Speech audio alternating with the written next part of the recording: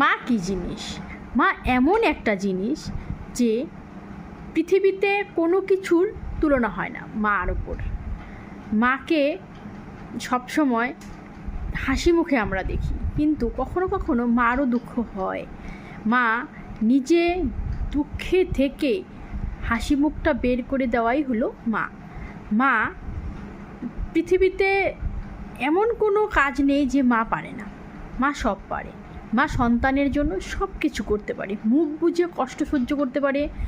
মা নিজে এক মুঠ না খেয়ে সন্তানকে খাইয়ে নিজে বলে পেট ভরেছে, সেই হলো মা।